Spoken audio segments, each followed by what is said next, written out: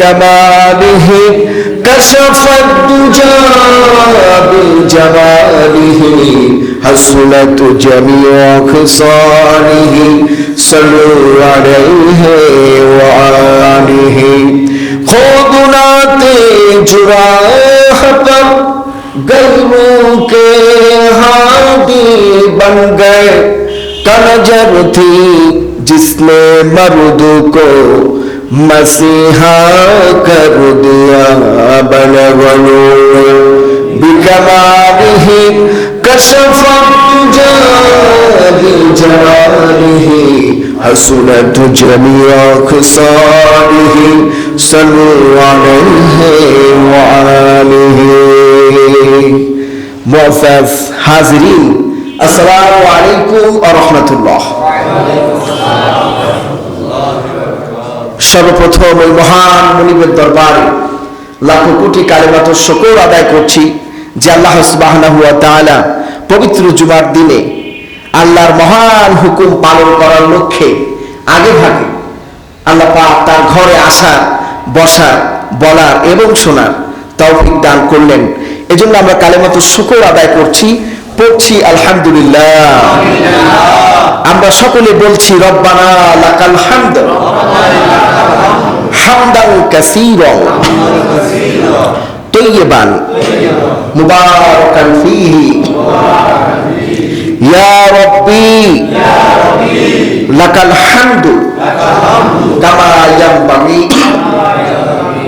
লিজালালি ওয়াজহিকা ওয়া আযীমি সুলতানি। আমরা সকলে বিশ্বনবী জনাব মুহাম্মদ রাসূলুল্লাহ সাল্লাল্লাহু আলাইহি ওয়াসাল্লামের শেখানো ভাষায় আল্লাহর শুকরিয়া আদায় করলাম। এই জন্য আমরা আবারও পড়ছি আলহামদুলিল্লাহ। শুকরিয়া আদায় করতে পারাটা এটা সৌভাগ্যের ব্যাপার। এটা কিসের ব্যাপার? সৌভাগ্যের ব্যাপার। সবাই কিন্তু শুকরিয়া আদায় করতে জানে না। অনেকে সোনার চাউল দিয়ে ভাত খাইতে পারে প্রতিদিন, আছে না এরকম? এত সম্পদ, এত টাকা, এত পয়সা, কিন্তু যদি প্রশ্ন করেন ভাই কেমন আছেন, বলে এই কেটে যাচ্ছে, আছে না এরকম?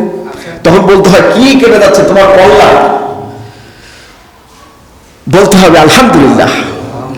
ভালো আছি মন্দ আছি বলতে হবে কি আলহামদুলিল্লাহ। কারণ আমার কিসে ভালো এটা আল্লাহর চাইতে ভালো কেউ জানে না। এই জন্য সর্ব অবস্থায় কি আলহামদুলিল্লাহ। শুকরিয়া আদায় করতে শেখা। মানুষ তো এখন শুকরিয়া আদায় করতে ভুলে গিয়েছে। একটু ফ্যানটা দিয়ে দাও হালকা করে। এটা মানুষ আল্লাহর শুকরিয়া আদায় করতে ভুলে গিয়েছে। তাফসীরের মধ্যে আসছে প্রচন্ড ঝড় উঠলো, প্রচন্ড ঝড় উঠলো, ঘর থরথর করে কাঁপছে, মনে হয় এখনই টিনের চালটা উড়ে যাবে, এখনই হয়তো ঘর একেবারে খুঁটি সহ উপড়ে যেতে পারে। আল্লাহ রাব্বুল আলামিন বলেন, বান্দা আমাকে যখন ডাকলো ফাদকুরুনি আযকুরুকুম, আল্লাহ পাক বলছেন আমাকে ডাকো আমি ডাকের সাড়া দিব। বান্দা আমাকে ডাকলো আমি ডাকের সাড়া দিলাম, ওর ঘরটাকে আমি বাঁচাই দিলাম। বান্দা এখন ঝড় যখন থামছে তখন বাপের প্রশংসা শুরু করছে। আমার বাপ বুদ্ধিমান ছিল, পাকা মেহগুনি গাছের আড়া দিয়েছিল, না হলে কি ঘর টিকতো? ঝড়ের সময় কার কথা বলছে? আল্লাহর কথা। যে ঝড় থামছে আল্লাহ কয় দেখ আমার এখন আমার প্রশংসা না করে বাপের প্রশংসা করবে। এই কিনা আমাদের অবস্থা। সব অবস্থায় শুকরিয়া আল্লাহর, প্রশংসা আল্লাহর। প্রশংসা পাওয়ার মালিক একমাত্র আল্লাহ।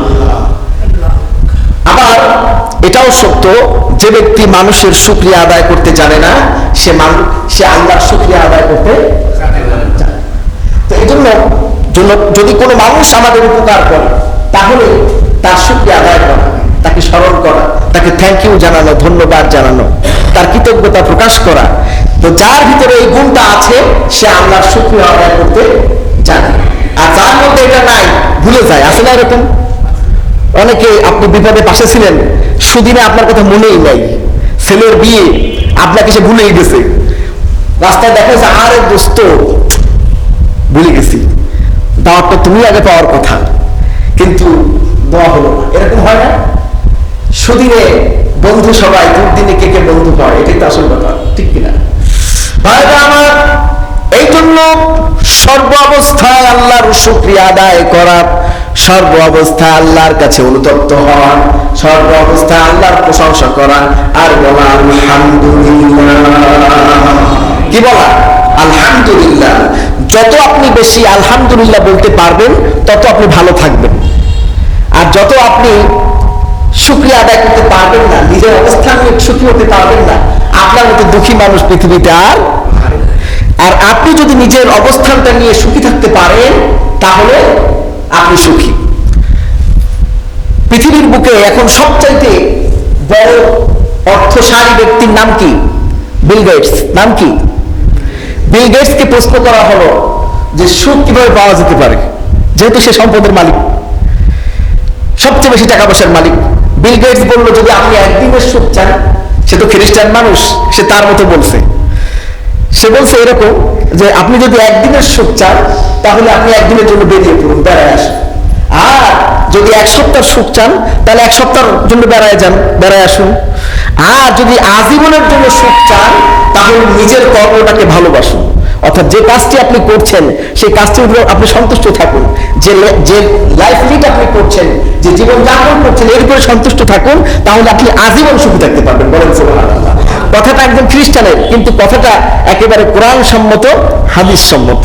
যেহেতু আল্লাহ রাব্বুল আলামিন বলছেন যে তুমি তোমার অবস্থানের উপরে খুশি থাকো, এটাই তোমার জন্য সুখ, এটাই তোমার জন্য স্বাচ্ছন্দ্য, এটাই তোমার জন্য শান্তি। আমরা আমাদের অবস্থানের উপর সুখী থাকতে পারি না, আমরা সবসময় উপরের দিকে তাকাই। আমাদের অবস্থা কেমন? একজন ঘোড়া, একজন চলাচলে অক্ষম মানুষ চলাচল করতে পারে এরকম লোকের দিকে তাকে আফসোস করে, হায় আমি যদি ওই লোকটার মতো হাঁটতে পারতাম। আফসোস হয় না তার? আরে ওই লোকটার মতো যদি স্বাভাবিক চলাফেরা করতে পারতাম তাহলে আমার জন্য কতই না কল্যাণকর হতো। আসলে ওই লোকটার জন্য ওটাই কল্যাণকর, যাকে আল্লাহ পাক অক্ষম করেছেন, চলাচল তার জন্য স্বাভাবিক নয়। এর দলিল কি? নবী করিম সাল্লাল্লাহু আলাইহি ওয়াসাল্লাম বলছেন, কেউ যদি জন্মান্ধ হয়, হাদিসটি একটু ভাইরা খেয়াল করে শুনুন, রাসূলুল্লাহ বলছেন যদি কেউ জন্মান্ধ হয় আর তার অবস্থানের উপরে সে সন্তুষ্ট থাকে, আলহামদুলিল্লাহ আল্লাহ আমাকে জন্ম অন্ধ করছে, আমি এভাবেই সুখী, আল্লাহর কাছে খুশি, অথবা পরে অন্ধ হয়েছে, রাসূলুল্লাহ বলছেন ওই ব্যক্তি যদি তার ওই অবস্থানের উপরে সন্তুষ্ট থাকে, ইন্তেকালের পরে আল্লাহ রাব্বুল আলামিন তাকে জান্নাত দিয়ে দিবে। অর্থাৎ তার প্রতিফল জান্নাত ছাড়া আর কিছু। ওই অন্ধ ব্যক্তি, ওই লুলা ব্যক্তি, খোরা ব্যক্তি, চলাচলে অক্ষম ব্যক্তি যদি নিজের অবস্থানের উপরে সন্তুষ্ট থাকে, আল্লাহ পাক তাকে কি দিয়ে দেবেন? আমাদের অবস্থা কি? চলাচলে অক্ষম ব্যক্তি চলাচলে সক্ষম ব্যক্তিকে দেখে আফসোস করে।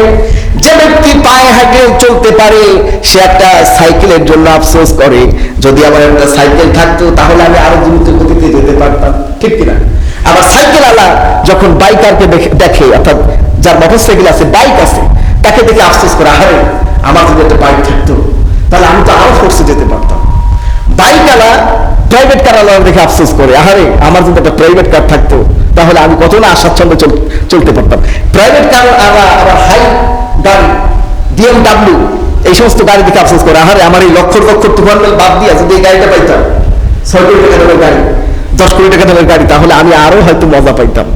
মূলত মজা সম্পদের মধ্যে নয়। আল্লাহ পাক বলছেন মজা হলো আমার জিকির, আমার স্মরণ, আমার ইবাদতের মধ্যেই। আমি আমার পক্ষ থেকে যে নিয়ামত তোমাকে দান করেছি, এই নিয়ামতের উপর সন্তুষ্ট থাকার নামই হলো শান্তি। বলেন সুবহানাল্লাহ। আলা বিযিকরিল্লাহি তাতমাইন্নুল কুলুব। বান্দা যদি শান্তি পেতে চাও তাহলে জিকির দিয়া তোমার অন্তরটাকে পরিপূর্ণ করো।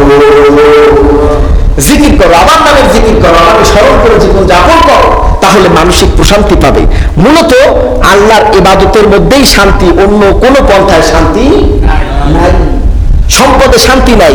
এই জন্য বিল গেটস পৃথিবীর সবচেয়ে সম্পদশালী ব্যক্তি হয়ে বলছেন যে এতেও শান্তি নেই। আমি তো সবার থেকে টাকা পয়সা মালিক পৃথিবীর বুকে, এর মধ্যে আমি শান্তি পাই নাই। আমি তখনই শান্তি খুঁজে পেয়েছি যখন আমি বলেছি আলহামদুলিল্লাহ, আমি শুকরিয়া আদায় করেছি, আমার অবস্থানের উপরে আমি সন্তুষ্ট হয়েছি, তখনই আমি শান্তি পেয়েছি। আমরা একটু জিকির করি, লা ইলাহা ইল্লাল্লাহ।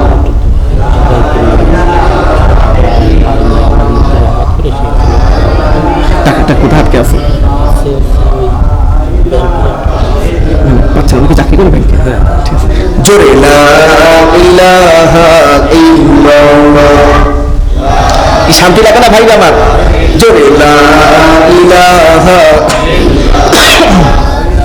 লা ইলাহা ইল্লাল্লাহু মুহাম্মাদুর রাসূলুল্লাহ। এই জন্য আমরা সর্ব অবস্থায় শুকরিয়া কার আদায় করবো বলুন? সর্বাবস্থায় কার শুকরিয়া? আল্লাহ। প্রশংসা করবো কার? আল্লাহ। বাপের না আল্লাহ? আল্লাহ। আল্লাহ তো কোরআনের মধ্যে বলছে, তাফসীরের মধ্যে এটা এসেছে, যখন বান্দা বিপদ থেকে বেঁচে যায় তখন আমার কথা ভুলে যায়, তখন বাপের দাদার প্রশংসা করে। আমার বাপ বুদ্ধিমান ছিল, আমার দাদা বুদ্ধিমান ছিল, এই জন্য এরকম মজবুত ঘর বানাই দিয়ে গেছে, এরকম বলে না? তো এই জন্য সর্বাবস্থায় প্রশংসা হবে আল্লাহ। আল্লাহ আল্লাহ পাক আমার পিতাকে, আমার দাদাকে বুদ্ধি দিয়েছেন বলেই সে ঘর বানাতে পারছে, না হলে সে পারতো না। এই জন্য সর্বাবস্থা আল্লাহর শুকরিয়া, আল্লাহর স্মরণ, আল্লাহর জিকির, আল্লাহর ফিকিরের মধ্যেই রয়েছে শান্তি। ভাইরা আমার, আজকে আমার সাবজেক্ট হলো সালাত। আজকে আমার সাবজেক্ট কি? সালাত আর মুনাফিকদের চরিত্র, দুটি বিষয়। কারণ নামাজের সাথে মুনাফিকের একটা সম্পর্ক আছে। কেমন সম্পর্ক? আল্লাহ রাব্বুল আলামিন বলেন, মুনাফিক যখন নামাজ আদায় করে একগ্র চিত্তে আল্লাহর হুকুমটাকে পালন করে। মুনাফিক কি একগ্র চিত্তে করে? মুমিন বান্দা যখন নামাজ আদায় করে তখন একগ্র চিত্তে আদায় করে, আর মুনাফিক যখন নামাজ আদায় করে তখন শৈথল্য প্রদর্শন করে। কি করে? দেখবেন মুনাফিকের নামাজ একরকম, মুমিনের নামাজ আর একরকম। মুনাফিক যখন নামাজে দাঁড়ায় তখন সে স্বস্তিতে দাঁড়াতে পারে না, মাথা টুপি ঠিক করে, বগলে চুলকায়, পায়জামা টেনে উঠায়। দেখবেন এইরকম অস্থিরতা যাদের নামাজের মধ্যে, বুঝতে হবে যে মুনাফিকি কোয়ালিটি তার মধ্যে কিছুটা হলেও রয়ে গিয়েছে। আর মুমিন বান্দা যখন নামাজে দাঁড়ায় তখন সে মরা তক্তার মতো দাঁড়ায়, তাকে মশা কামড় দিলেও সে টের পায় না। আর আমরা তো দেখি অনেক মুসল্লি আছে, আলহামদুলিল্লাহ আমার এলাকার মুসল্লিরা অনেক ভালো, যখন বাইরে সফরে যাই দেখি অনেকে মশা মেরে দেখে যে মশার পোস্টমর্টম রিপোর্ট সম্পূর্ণ হয়েছে কিনা। আসলে দেখুন নামাজের মধ্যেই দেখে, দুর্ভাগ্যজনক হলেও সত্য। তো এই জন্য নামাজের সাথে নামাজ তিনি পড়েন মন দিয়ে যিনি মুমিন, আর নামাজ পড়ে মানুষকে দেখানোর জন্য, তার নাম হলো মুনাফিক। তার নাম কি? মুনাফিকও নামাজ পড়ে, মুমিনও নামাজ পড়ে। মুমিন নামাজ পড়ে একমাত্র কার জন্য? আখলিস দীনাকা ইয়াকফিকাল আমালুল কলিল। আমার আপনার নিয়তটা যদি সহি হয় তাহলে অল্প আমল কি হবে? নাজাতের জন্য কি হয়ে যাবে? যথেষ্ট হয়ে যাবে। আর নিয়ত যদি সহি না হয়, আল্লাহকে সন্তুষ্টির উদ্দেশ্য না হয়, পাহাড় সমান ইবাদত করলেও তো আল্লাহ কবুল করবেন না। এই জন্য নামাজ অত্যন্ত গুরুত্বপূর্ণ একটি বিষয়। ভাইরা আমার, নামাজ এতই গুরুত্বপূর্ণ, যখন কোন আল্লাহর বান্দা কলেমা তওবা অথবা কলেমা শাহাদাত পাঠ করার মাধ্যমে ইসলামে প্রবেশ করে, তখন তার উপরে প্রথম যে জিনিসটি ফরজ হয় তা কি হয়? নামাজ ফরজ হয়ে যায়। যে ব্যক্তি ফজরের আগে লা ইলাহা ইল্লাল্লাহু মুহাম্মাদুর রাসূলুল্লাহ, ফজরের আগে কলেমা পড়ে মুসলমান হলো, নবী করিম সাল্লাল্লাহু আলাইহি ওয়াসাল্লামের সমসাময়িক সময় রাসূলুল্লাহ তাকে ফজরের জামাতে নিয়ে গেলেন। অর্থাৎ যে ব্যক্তি ফজরের আগে কলেমা পড়ে মুসলমান হলো, তার প্রথম কাজ হলো, প্রথম যে কাজ তা হলো তাকে নামাজ আদায় করতে হবে ফজরের। এখন প্রশ্ন হতে পারে, হুজুর সে তো কিছুই জানে না, একজন অমুসলিম সে কি তাশাহুদ জানে, সে কি দুরূদ শরীফ জানে, দোয়া কুনুত জানে, সে কি তাসবিহ তাহলিল পাঠ করতে জানে, সে কি সূরা জানে? সে তো কিছুই জানে না। আল্লাহ পাকের হুকুমের উপরে সে আমল করবে। আল্লাহ পাক বলেছেন যে তোমরা রুকুকারীদের সাথে রুকু করো, সিজদাকারীদের সাথে সিজদা করো। অর্থাৎ কলেমা পড়ে যখন সে মুসলমান হলো তখন তার প্রথম কাজ হলো রুকুকারীদের সাথে রুকু করা, সিজদাকারীদের সাথে সিজদা করা। যে ব্যক্তি যোহরের আগে কলেমা পড়ে মুসলমান হয়ে গেল, তার একমাত্র প্রথম কাজ হলো যোহরের নামাজ আদায় করে দেওয়া। এইভাবে আসর, মাগরিব, এশা যখন যে ওক্তের সামনে কলেমা পড়ে মানুষ মুসলমান হবে, মুসলিম ইসলামের ছায়া তলে আসবে, তার প্রথম কাজ হলো নামাজ আদায় করে। সুবহানাল্লাহ। তার একমাত্র ফার্স্ট কাজ হলো তাকে নামাজ পড়তে হবে। অর্থাৎ যিনি কলেমায় বিশ্বাসী তার প্রথম কাজ হলো কি? নামাজ পড়া। কিন্তু আমাদের সমাজে তো বহু কলেমায় বিশ্বাসী আছে, ঠিক কিনা? আদমশুমারির হিসাব অনুযায়ী 95% উপরে বাংলাদেশে কি? মুসলমান। এই সমস্ত মুসলমান যদি নামাজে আসতো তাহলে বর্তমানে 3 লক্ষ প্লাস মসজিদ আছে সারা বাংলাদেশে, 6 লক্ষ বানানোর কাজ হতো না, ঠিক কিনা? আমাদের দেশে জুমার নামাজে যত মুসল্লি আমরা পাই, ফজরের অর্থ কি তাই পাই? এক খ্রিস্টান পাদ্রী, এক খ্রিস্টান বিজ্ঞানী গবেষণা করে বের করেছেন যে মুসলমানদের বিজয় ওই দিনই হবে, মুসলমানদের বিজয় আবারও মুসলমানরা গোটা বিশ্বের পাহাড়ে আসবে ওই দিন যেদিন জুমায় যত মুসল্লি হয় ফজরে ওই পরিমাণ মুসল্লি হতে থাকবে। ওই দিন মুসলমানরা আবার গোটা বিশ্বকে শাসন করবে। একজন খ্রিস্টান পাদ্রীর কথা, কিন্তু কথাটার ওয়েট কত! সে গবেষণা করে দেখেছে যে নামাজ হলো এমন একটি পাওয়ার ব্যাংক, এটা যদি সঠিকভাবে মুসলমানরা আদায় করে মুসলমানরা আবার গোটা বিশ্বকে শাসন করবে। কিন্তু আমরা কলেমাধারী তো সবাই, ঠিক কিনা? কাফের বলা যাবে না আমাদেরকে, কিন্তু আমরা তো নামাজ পড়ি না। আমরা নামাজ, রাসূলুল্লাহ বলছেন নামাজি আর কাফের, মুসলিম আর কাফেরের মধ্যে পার্থক্য হলো নামাজ আর নামাজ। অর্থাৎ যিনি নামাজ পড়েন তিনি নিজেকে মুসলিম বলে দাবি করতে পারবেন, আর যিনি নামাজ পড়েন না তাকে নিজেকে মুসলমান দাবি করার কোনো অধিকার ইসলাম তাকে দেয় নাই। কোনো অধিকারই তার নাই যে আমি মুসলমান, এই কথাটি বলার কোনো রাইট তার নাই। কিন্তু আমরা তো সবাই মুসলমানই দাবি করি, ঠিক কিনা? নামাজ না পড়ে নিজেকে মুসলমান দাবি করে এটা ধোঁকাবাজি। এটা কি? কারণ যিনি মুসলমান তার নামাজ পড়তে হবে। যার নাম মুসলিম তিনি নামাজি, যার নাম মুসলিম তিনি হবেন নামাজি। আর যিনি নামাজ পড়েন না তাকে অন্য কিছু, যেহেতু কলেমায় বিশ্বাসী এজন্য সরাসরি কাফের বলা যায় না, কিন্তু সে আর মুসলমান থাকে না। মুসলমানের যে গুণাবলী তার থেকে তো সে খারিজ হয়ে গেল। মুসলমানদের প্রধান গুণ হলো মুসলমান নামাজ পড়বে, তাকে মসজিদে দেখা যাবে। নবী করিম সাল্লাল্লাহু আলাইহি ওয়াসাল্লাম বলেছেন তার ঈমানের ব্যাপারে তুমি সাক্ষ্য দিতে পারো যাকে তুমি 5 ওয়াক্ত মসজিদে নামাজ পড়তে দেখো। বলেন সুবহানাল্লাহ। তার ঈমানের ব্যাপারে তুমি সার্টিফিকেট দিতে পারো যে অমুক আল্লাহর বান্দা ঈমানদার, তাকে আমি 5 ওয়াক্ত নামাজে দেখি। আর যিনি 5 ওয়াক্ত নামাজে যান না তার ব্যাপারে সার্টিফিকেট দেওয়ার কোনো সুযোগ নাই। বারবার এই জন্য কলেমা পড়ার পর সর্বপ্রথম যে আমল তা হলো নামাজ আদায় করা। কিছু পারেন আর না পারেন নামাজকে আদায় করতে হবে। আপনি আস্তে আস্তে নামাজ পড়ুন, আস্তে আস্তে শিখুন, শেখার কোনো বয়স।